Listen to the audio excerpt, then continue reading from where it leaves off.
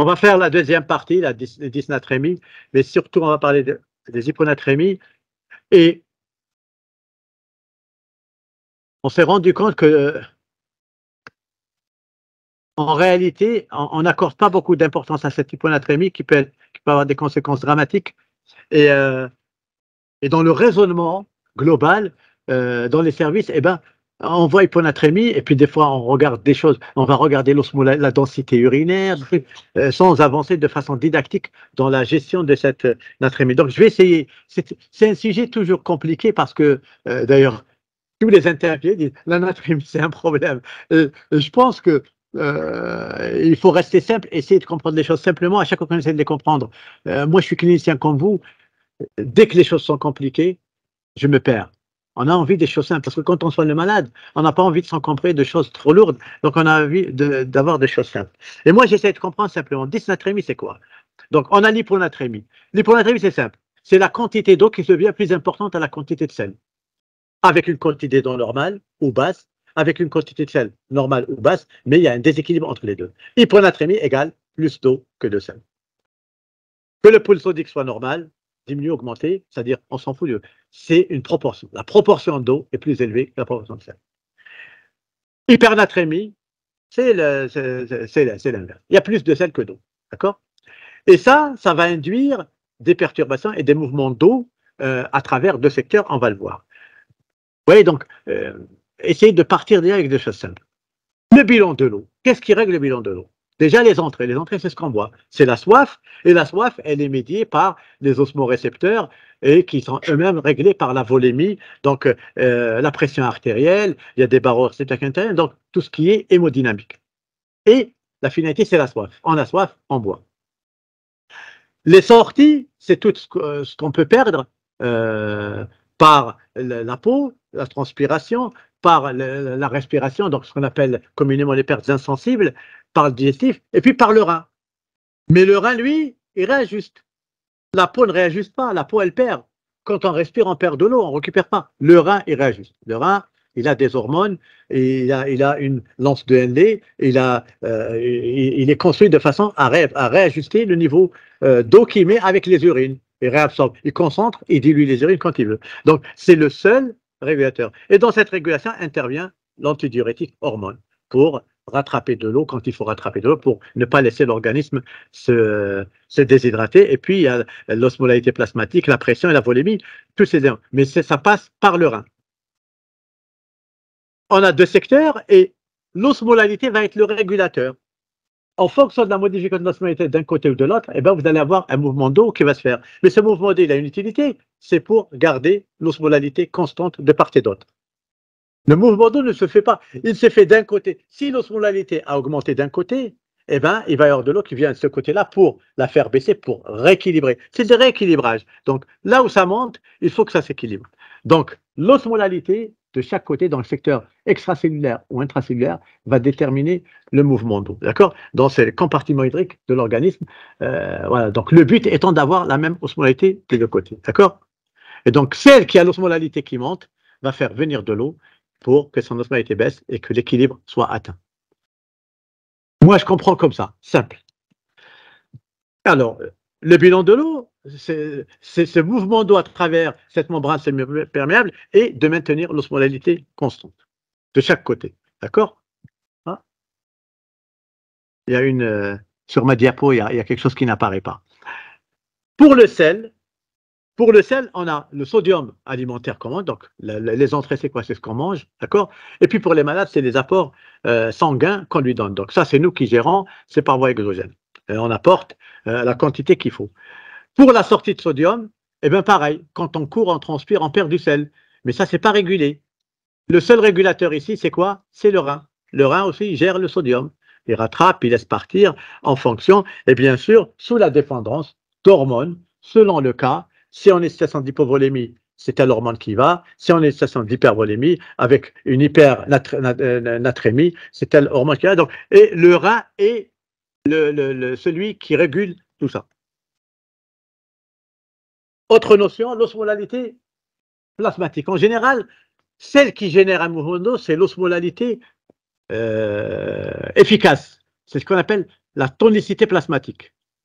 Et vous verrez pourquoi je vous parle de ça, parce que c'est celle-là qui nous a fait prendre comme traitement de l'HIC le sel, le sérum salé hypertonique, et on a abandonné le mannitol. Parce qu'on a besoin de savoir cette tonicité plasmatique. C'est quoi? C'est le sodium multiplié par 2 plus glycémie.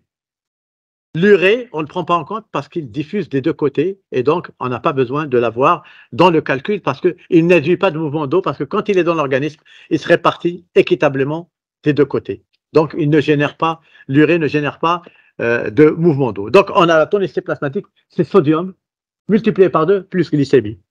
Et je vous ai dit, on a gardé l'osmothérapie, on a gardé le sérum salé hypertonique et on a enlevé le mannitol parce que lorsqu'on nous dit, quand vous traitez l'HIC avec l'osmothérapie, vous ne devez pas dépasser une osmolalité supérieure à 320. Et ça veut dire qu'il faut l'avoir. Et comment? Soit on la mesure avec un osmomètre, ça veut dire qu'on envoie ça au laboratoire et il va nous faire le delta cryoscopique au point de congélation du plasma. Il va congéler le plasma et il va dire, tiens, delta cryoscopique, ça correspond. Soit vous faites un calcul, vous envoyez du sang, ils vont vous donner l'anatrémie. L'anatrémie, eh ben, vous avez mis du sérum salé dans le malade, natrémie, eh ben, c'est bon. Mais si vous mettez du mannitol, vous ne pouvez plus. Il faut envoyer l'échantillon là-bas. Donc, le fait de mettre du sérum salé hypertonique, ça va vous déchirer l'anatrémie. Natrémie multiplié par 2, plus glycémie, j'ai l'osmolalité plasmatique efficace et donc la tonicité plasmatique. Je ne vais pas vous rentrer dans tous les détails, ce que c'est l'osmolalité, ce que il y a une petite différence entre les deux. L'essentiel, c'est de savoir quand c'est quelque chose qui détermine le mouvement d'eau de part et d'autre, et il y a un équilibre plasmatique entre les deux. On parle souvent, on raisonne en osmolalité plasmatique, d'accord, qui est le nombre de particules par kilo d'eau plasmatique. On va parler des hyponatrémies. L'hyponatrémie, c'est le problème qui se pose le plus souvent à nous en réanimation. Donc, quand vous avez la natrémie qui baisse ici, vous générez quoi? Un mouvement d'eau vers la cellule et vous entraînez une hyperhydratation cellulaire. On est une hyponatrémie hypoosmotique le plus souvent. Et donc, cette hyponatrémie génère un mouvement d'eau et donc on se retrouve en situation d'hyperhydratation cellulaire. Il y a différentes situations avec modification de la volémie, mais nous, celle qui nous intéresse ici, c'est le cerebral salt crossing syndrome, on va en parler. C'est un syndrome de perte de sel d'origine centrale, donc c'est une hyponatrémie qui s'accompagne d'hypovolémie. Et celle-là nous pose problème. Et il y a le deuxième, c'est le SIADH, qui est en haut, vous voyez, c'est vous avez une expansion des secteurs. Parce que c'est le sel, en fait, il est en quantité normale, mais c'est la quantité d'eau qui a augmenté. Alors que dans le cerebral salt crossing syndrome, justement, on a une perte de sel suivie d'une perte d'eau.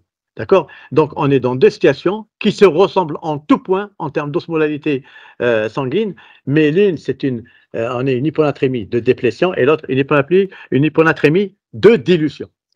Et on voit que cette hyponatrémie, quelle que soit de toutes les façons, qu'elle soit normovolémique, hypovolémique, eh ben, elle induit une baisse, donc une augmentation de l'œdème cérébral dans les situations où on est en HIC. Et donc, elle aggrave les choses en termes d'œdème cérébral. Et c'est pour ça qu'on en parle, parce que laisser baisser l'anatrémie chez nos patients qui sont en phase aiguë, c'est certainement les voir s'aggraver et devenir plus difficile à gérer. Et cette hyponatrémie en soi augmente le risque dans certaines études et des plus anciennes. Vous voyez, on voit que l'hyponatrémie, plus elle est profonde, plus elle augmente la mortalité. Et par rapport à l'hémorragie méningée, et moi quand j'avais commencé, c'est une des premières études que j'avais regardées, je dis tiens, j'ai commencé il y a très longtemps la neurochir, 95, et ça c'était un papier des plus récents que je commençais à lire, et je voyais que les patients qui avaient une hyponatrémie, eh ben, ce sont ceux qui avaient le plus qui avaient l'anatrémie la plus basse. Vous voyez, donc on a ceux qui ont une natrémie normale, 12% de mortalité, et ceux qui ont une hyponatrémie au-dessous de 135, ils avaient 24% d'ischémie. Et donc, et nos patients ressemblaient à ça. Ils disaient, tiens, et ils étaient tous en restriction hydrique. Déjà, ça commence à tourner dans ma tête. Deuxièmement, on regarde comment les gens traitent l'hyponatrémie, comment ils l'analysent. Ça, c'est une étude, je fais que c'est une équipe australienne qui a fait ça, australienne ou autrichienne, je ne me rappelle plus. Et ils ont vu comment les médecins, donc centre international, comment les gens regardaient l'hyponatrémie. Ils faisaient donc le dosage du sodium, donc là, ils affirmaient l'hyponatrémie, mais qu'est-ce qu'ils faisaient? Ils demandaient comme examen après. Vous voyez par exemple la créatinine, 96% des patients avaient une créate. L'osmolarité urinaire, 27%. Les gens s'en foutaient donc 27%. L'osmolarité sanguine, 26%. Le sodium urinaire, 10%. Donc, ils regardaient une atrémie, mais ils n'allaient pas au fond des choses. Et puis, les patients étaient gérés n'importe comment. Et parmi les patients mal gérés, vous voyez, la mortalité est très élevée, contrairement à ceux qui étaient bien gérés par rapport à leur natrémie. Donc, la gestion de l'hyponatrémie chez les patients, eh ben, pouvait modifier leur pronostic. Malheureusement, on n'a pas de test spécifique pour soigner les malades ou pour identifier la nature d'hyponatrémie. On regarde le sel dans le sang, on regarde dans les urines, et vous verrez que dans les deux situations, le Cerebral Osmotic Syndrome et dans l'hyponatrémie du SADH, eh ben, ça se ressemble en termes de biologie. Donc, on va regarder le bilan de l'eau, l'osmolarité sanguine et urinaire et la natriurétique. Il y a quelque chose qu'on ne fait pas dans les services et qui pourrait être très utile, c'est peser les malades. Mais ça, peser les malades, c'est essentiel, mais on ne le fait pas. Alors, on va regarder, quand on a une hyponatrémie, on va regarder l'osmolarité. Est-ce qu'elle est normale ou élevée? Le SADH, le Cerebral Osmotic Syndrome, c'est une hyponatrémie hypoosmolaire. Mais si vous avez une osmolarité normale, ça veut dire qu'il y a quelque chose qui a généré un mouvement d'eau vers le secteur extracellulaire et qui a dilué la natrémie. Vous connaissez une pathologie qui donne ça, c'est le diabète, l'hyperglycémie. Quand vous avez une hyperglycémie, vous avez une fausse hyponatrémie. Elle est fausse pourquoi? Parce que c'est un sodium qui n'a pas en principe bougé, mais qui a été dilué par l'eau qui a été déplacée par l'augmentation de l'osmolalité du fait de la présence du glucose. Et vous avez donc une dilution de votre sodium du fait de la présence de ce corps qui est osmotiquement actif, qui est le glucose. D'accord? Donc, et puis vous avez d'autres situations qui vont générer justement une fausse hyponatrémie. Et puis vous avez l'hyponatrémie avec une osmolarité plasmatique basse. Et ça, on se pose tout de suite la question, est-ce que c'est une hyponatrémie de déplétion ou de dilution? Parce que les deux donnent la même chose. Ou bien est-ce que c'est une erreur de laboratoire? Est-ce que l'infirmière n'a pas prélevé sur du G2,5 à la sortie sur un cadran? Et ça arrive. Donc, c'est pour ça que j'ai mis une erreur de labo, en fait, erreur de labo ou erreur de prélèvement. Et si vous regardez ici, regardez par exemple les deux situations qui nous intéressent, où on est en hypovolémie avec le Cerebral Osmotic Syndrome, et vous voyez l'osmolarité urinaire est élevée. Regardez avec le SADH. D'accord? L'osmolarité urinaire est élevée. La natriurèse est élevée, pareil. Et pourtant, on est dans deux pathologies qui sont une normovolémique et une hypovolémique. Donc, on n'arrive pas à différencier. C'est pour ça que j'ai dit le poids du malade est important. Et on est avec une hyponatrémie hypoosmotique. Pareil ici, donc on va avancer. Les circonstances, donc toutes les circonstances qui touchent au cerveau peuvent induire ces hyponatrémies. Et on verra après le SADH comment le traiter et le Cerebral Osmotic Syndrome qui est relativement fréquent. Donc tout ce qui touche au cerveau peut vous induire une perturbation de la natrémie. Et ça entraîne bien sûr selon la rapidité. Quand c'est chronique et c'est insidieux, vous avez moins de signes cliniques. Mais quand c'est rapide en général, vous avez des signes cliniques importants et ça va des troubles de l'humeur, une fatigue, des troubles de l'humeur, jusqu'au coma lorsque cette hyponatrémie est rapide et profonde. Et parfois, elle peut être en rapport avec des erreurs thérapeutiques. Les causes iatrogènes, bien sûr, les fausses hyponatrémies, ça on en a parlé, il faut les éliminer. L'insuffisance surrénale aiguë, on l'oublie toujours. J'ai toujours recommandé dans le service que lorsqu'on a une hyponatrémie, on fait un dosage du cortisol ou de la CTH. Pourquoi? On oublie que dans le crâne, quand on a un trauma crânien ou une rupture d'anévrisme, on peut avoir une atteinte de l'axe hypothalamo-hypophysaire. Et donc, nos osmorécepteurs peuvent être perturbés d'une part, et l'axe hypothalamo-hypophysaire peut être perturbé. Donc, on dose les hormones. Parce que l'axe hypothalamique c'est-à-dire contrôle la thyroïde, contrôle la cortisolémie par le biais de la CTH. Donc et des fois, on découvre, le patient, on part sur une hyponatrémie du cerebral cytochrome syndrome, et en fait, le patient a une insuffisance surrénale d'origine centrale qu'on découvre à l'occasion du bilan. Donc, n'hésitez pas à faire ce bilan parce que retenez que l'axe hypothalamo-hypophysaire peut être perturbé et donc ça peut être une insuffisance surrénale centrale ou bien ce sont ces deux pathologies qui sont les plus fréquentes chez nos patients.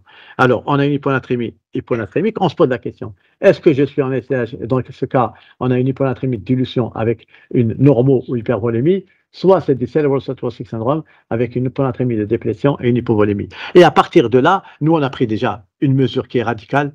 La restriction hydrique est interdite chez le patient cérébro-lésé parce que les conséquences peuvent être dramatiques, en particulier chez l'hémorragie méningée. Et regardez la comparaison des deux. Le sodium, c'est pareil. L'osmolalité urinaire, c'est pareil. L'osmolalité sanguine, c'est pareil. L'urée, c'est pareil. Et après, qu'est-ce qui change? Le poids. Eh bien sûr, un, il retient de l'eau, l'autre, il perd de l'eau. Donc, en termes de poids, ça change. La balance hydrique, pareil. Et le reste, on parle de l'urée, de l'acide urique. Honnêtement, il n'y a pas une grande différence. Moi, je n'ai pas vu la différence entre, surtout la créatinine, ça ne bouge pas. Quand la créate bouge, c'est que le patient est en hypovolémie majeure, c'est que là, c'est les garés du désert. En général, on remplit quand même nos patients. Ils sont hypovolémiques, mais pas au point de le voir sur l'insuffisance rénale. Et puis, ce qu'on ne fait pas, mais maintenant on fait tous avec l'échographie, on regarde les pressions de remplissage, on regarde si le patient est normal. Et ça remplace un peu ce qu'on voit ici. Avant, on mettait les Swan-Ganz, on mettait des cathéters dans les cavités droites et on regardait les pressions droites. Maintenant, on le fait avec l'échographie. Donc, quand on a un doute sur une hyponatrémie, regardons si le patient est plein ou pas. Alors, le SCADH, ça a été constaté depuis très longtemps. Et en fait, oui, ça en parle. Le SCADH, ça a été. Avant le SCADH, il y avait le Cerebral Cytochrome syndrome. Des auteurs l'ont évoqué. Ils ont dit, dans les années 50, ils ont vu des patients qui avaient des problèmes cérébraux et qui avaient développé une dysnatrémie et ils avaient constaté une perte de sel, mais ils n'avaient pas les moyens, comme maintenant, enfin, de démontrer qu'il y a une perte. Ils ne savaient pas mesurer la volémie, il leur manquait plein de choses, pas de dosage d'hormones. Ils ont dit c'est un syndrome de perte de sel, c'est vraiment ça y ressemble, et on corrige par l'apport de sel. Et donc, là, c'était le début, vous voyez, les années 50, et puis d'autres observations sont faites. On pense à une hyponatrémie avec syndrome de perte de sel, et ils donnent des théories, des hypothèses. Hyponatrémie avec fuite sodée urinaire avec axe hypophysaire intact. Ils disent c'est une altération du contrôle neuronal direct. Ils pensent que les neurones contrôlent, le cerveau contrôle directement l'activité tubulaire. Bref. Et puis arrive Schwarzbacher dans les années, presque les années 60, et il démontre l'existence du SCADH avec tout ce qui va avec, le contrôle hormonal et tout, et chez les patients qui avaient des carcinomes bronchiques et qui génèrent du SCADH. Et là, ils ont démontré le SCADH avec des preuves scientifiques et des moyens de diagnostic. Et tous les auteurs, enfin tous les médecins ont dit, tiens, on a trouvé les patients qui ont une hyponatrémie, elle est due à un SCADH. Et on a oublié le Cerebral Cytochrome syndrome. Et c'est pour ça que quand j'ai parlé de mon arrivée en neurochirurgie, c'était la règle. C'était dogmatique. Patient fait une hyponatrémie, c'est un SCADH. Et je pense que toute la France faisait ça. Et on ne s'était pas rendu compte. Et on a mis énormément de vasospasme ischémiant. D'accord? Donc, l'ADH permettait la réabsorption, justement, c'est stocké dans la post-hypophyse, la réabsorption d'eau par le biais de l'augmentation de la perméabilité du canal collecteur. Bref, donc, ça retient de l'eau. Donc, on a une dilution qui se fait avec une volémie qui se maintient. Et puis, il y a eu des hypothèses, je ne vais pas m'étaler sur les hypothèses, diagnostic de SCADH, bien sûr, c'est l'hyponatrémie, l'osmolalité sanguine base plutôt élevée. Base plutôt, natriurèse élevée, osmolalité élevée, et absence d'œdème, d'accord, parce que c'est une hyperhydratation cellulaire, donc il n'y a pas d'œdème. Bien sûr, en éliminant les causes de fausse d'adhésion surrénale, des causes de perte de sel d'origine centrale ou une hypothyroïdie ou autre atteinte. Les autres méthodes qui existaient avant, mais qui sont un peu qui ne sont plus d'actualité. La surcharge, on faisait des preuves de surcharge en eau chez les patients et on voyait à quelle vitesse ils reperdaient son eau, ou bien les tests de restriction hydrique, ça se fait la restriction jusqu'à maintenant. Et puis les mesures de taux d'ADH, mais c'est très très instable la mesure du taux d'ADH dans le plasma et dans les urines. La natriurése est élevée, d'accord? Alors qu'on s'attendrait à avoir une natriurése, en fait, dans les urines, il y a beaucoup de sel. Mais en termes de volume, vraisemblablement, le volume d'urine est moins important que dans le cerebral cytochrome syndrome, mais il est difficile de rapprocher les deux, parce que l'évaluation de la diurèse, parce qu'elle dépend des apports, donc c'est toujours difficile d'être très précis. Et bien sûr, absence d'œdème chez les patients. Différentes causes. Alors, comment on traite ça? Le SIADH, quand on en est sûr, nous, on le fait, mais en sortant de la phase aiguë.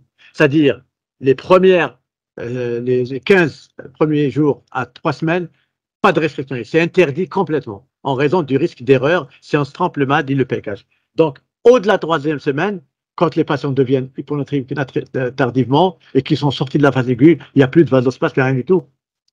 Même si on se trompe, il n'y a pas de risque pour le malade. Mais en phase aiguë, on ne peut pas prendre ce risque. Donc, comment on les traite? À ce moment-là, on fait souvent ils sont en salle, hein, de la restriction hydrique jusqu'à la normalisation de la famille, administration de sérum salé hypertonique si on sent que le malade le tolère mal. Et parfois, il arrive qu'on remplit le malade et on relance la diurèse par un diurétique. Et puis, l'autre produit qu'on utilise quand on a des SIADH qui nous embêtent beaucoup, c'est l'utilisation de l'urée. On donne de l'urée qui permet justement une augmentation de la réabsorption de sodium au niveau de l'anse-LD et d'une sonne à natriurése. Donc l'urée, on leur fait boire, on leur fait prendre de l'urine sous forme de gélules et c'est entre 0,5 et 1 gramme kilo 3 fois par jour et c'est 3 à 5 jours en général. Nous on ne le fait pas, il y a l'équipe du Kremlin Bicêtre qui le fait, puis il y a des papiers ça, ce n'est pas, il n'y a pas énormément de preuves mais c'est recommandé quand même. La correction de la natrémie ne doit pas être trop rapide et trop élevée parce que les corrections rapides peuvent générer des millilitres sans tropantine. Donc, on essaye de corriger progressivement sans dépasser 10 millimoles par litre par 24 heures. Et à chaque fois qu'il y a eu des corrections rapides, surtout chez des patients qui étaient chroniquement hyponatrémiques, il y a eu des millilitres sans tropantine. On appelait ça avant la myéline sans tropantine, mais on a changé de nom parce qu'on s'est rendu compte, et même on a eu des malades, nous, dans le service, qui ont eu ça, qui s'appelle maintenant le syndrome de démyélisation osmotique, puisque ce n'est pas uniquement le pont, comme vous le voyez ici, où il y a une démyélisation du pont, et c'est très redoutable parce que, en général, ceux qui ont ça, ils ne s'en sortent pas, ils ont des déficits majeurs et finissent par mourir. Voilà ce malade-là, regardez, tout le pont est abîmé. Et on voit, ça c'est une patiente chez nous qui a été corrigée, pareil, de façon assez rapide. Et vous voyez comment les noyaux gris sont complètement abîmés, sont démyélisés. Et ce n'est pas de l'ischémie, parce que là, elle n'a pas fait de bas débit, c'est vraiment de la démyélisation. L'autre chose qu'on peut utiliser, mais ça, nous, on n'a jamais voulu l'avoir, même si on a l'autorisation, c'est le conivaptan, d'accord? Ce sont des aquarétiques, des produits qui ne font perdre que de l'eau, ils passent par ils entraînent des aquarèses. Patient qui est en SIADH, on lui donne le conivaptan, et ben, entre 15 et 60 mg, il va pisser que de l'eau. Pas de sel, il n'y a rien, que de l'eau. C'est comme on fait l'inverse comme si on faisait un diabète insipide, quoi. Et vous voyez, la natrémie qui remonte après l'injection, rapidement après, ça remonte et ça stabilise avec la diurèse qui augmente et l'osmolalité qui remonte. C'est utilisé dans le SIADH, mais certains auteurs l'utilisent dans la cirrhose et dans l'insuffisance cardiaque pour réduire les œdèmes. Je ne sais pas si vous l'avez en Tunisie, les Vaptans.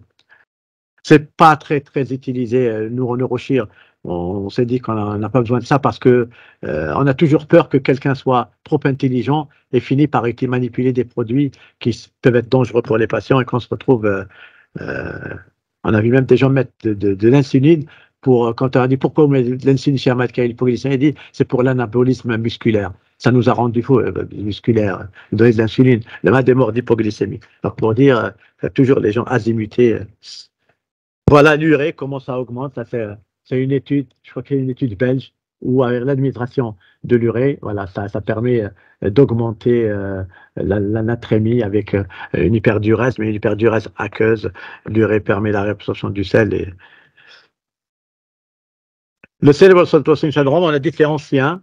Et donc, les premières études, c'était des gens tâtonnaient parce qu'ils n'avaient pas tous les outils diagnostiques et ils avaient conclu qu'il y avait de l'hypovolémie et ils constataient aussi donc des infarctus cérébraux chez les patients qui ont des hémorragies méningées. Ici, je crois 134 patients, hémorragie méningée, et ceux qui avaient de la restriction. Donc, vous voyez, avec 44 avec une hyponatrémie, 26 étaient traités par restriction hydrique et 18 sans restriction hydrique. 80% de mortalité chez ceux qui avaient. Et c'est exactement ce qu'on avait constaté dans le service. Cette restriction hydrique était redoutable. C'est vrai que oui, je monte des études anciennes parce que maintenant les gens ont compris qu'il faut surtout pas faire de la restriction à cette phase chez les patients. Et on avait exactement quand je vois ces chiffres, je me dis, j'ai oublié ces maths avec le temps, parce que le fait d'avoir bâti la restriction, on a vu le spasme ischémiant quasiment se réduire comme peau de chagrin.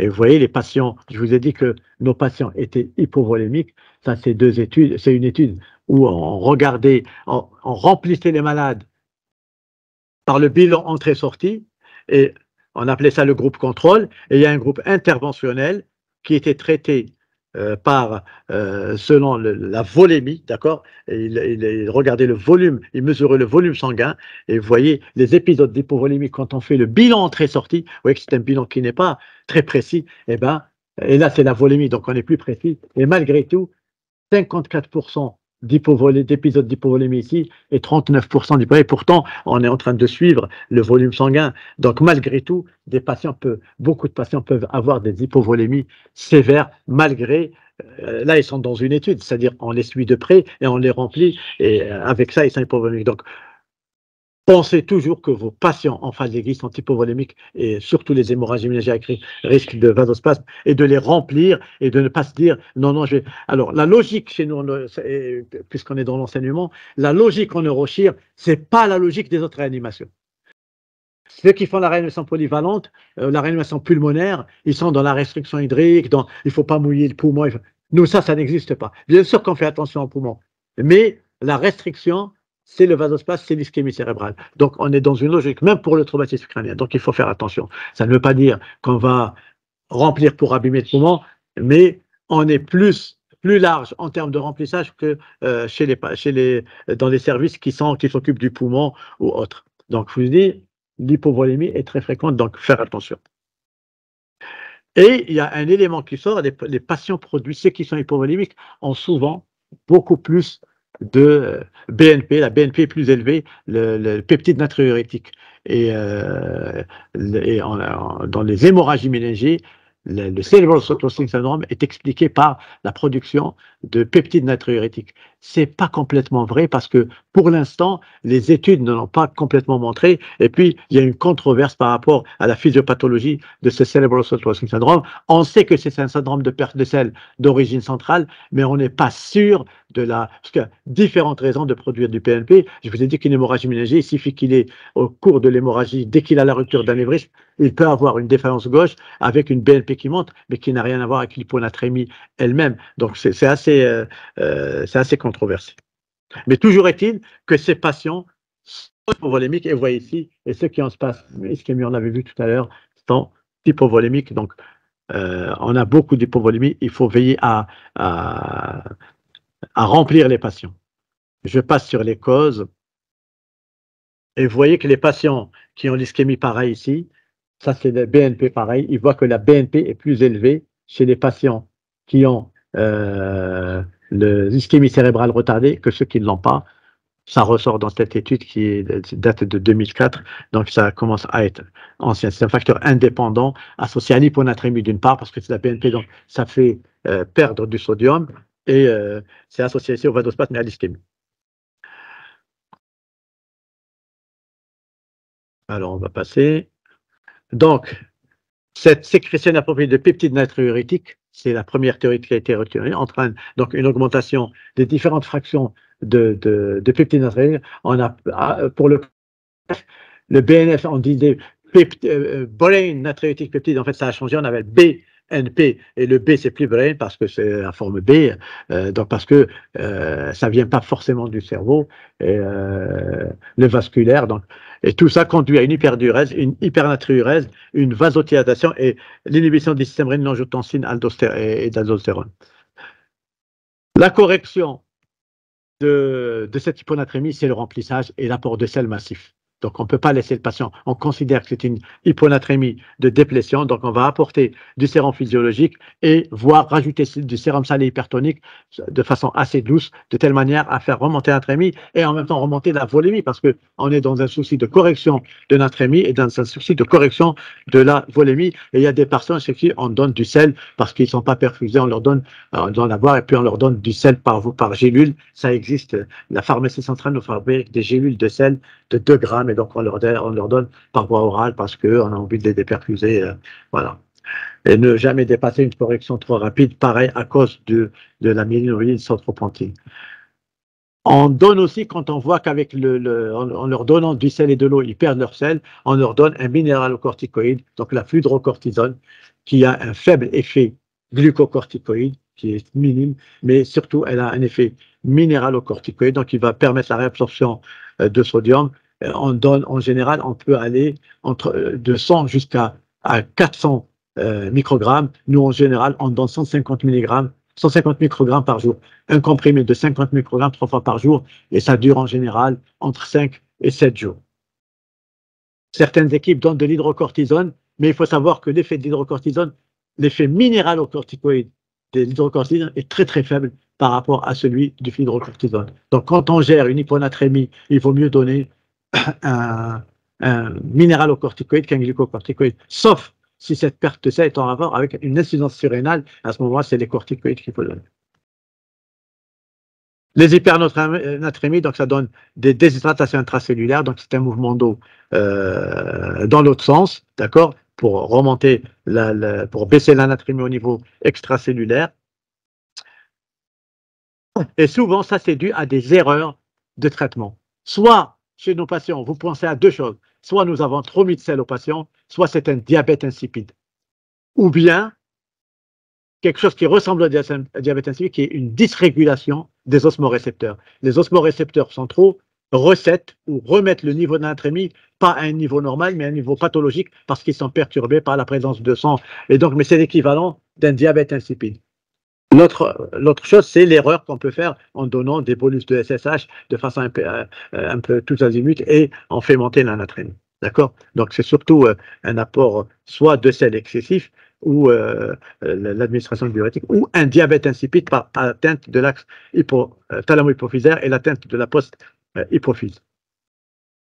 Et vous voyez que je vous montre ça parce que c'est plus fréquent que ce soit quelque chose de iatrogène que le diabète insipide en lui-même. Et vous voyez que plus il y a de l'hypernatrémie, plus vous avez la mortalité qui augmente. Le traitement, c'est bien sûr, quand vous avez une soit il faut réhydrater, ramener des solutés hypoosmotiques, soit vous donnez de l'eau dans le tube digestif au malade, soit du G2,5, bien sûr, surtout pas de soluté hyperosmotique. Et puis si c'est un diabète insipide avéré, vous donnez du minéral au patient tout en corrigeant le déficit en eau qu'il a pu accumuler avec les calculs des déficits que vous avez fait très certainement. Donc, j'ai essayé de faire rapidement un tour sur cette hyponatrémie. Donc, attention, la natrémie peut gréver le pronostic des patients, surtout les hyponatrémies qui s'accompagnent souvent d'une hypovolémie. Et chez les patients qui risquent d'avoir une ischémie cérébrale retardée, il faut être très vigilant. Sachez, et c'est le message que je veux faire passer, que nos patients sont le plus souvent hypovolémiques.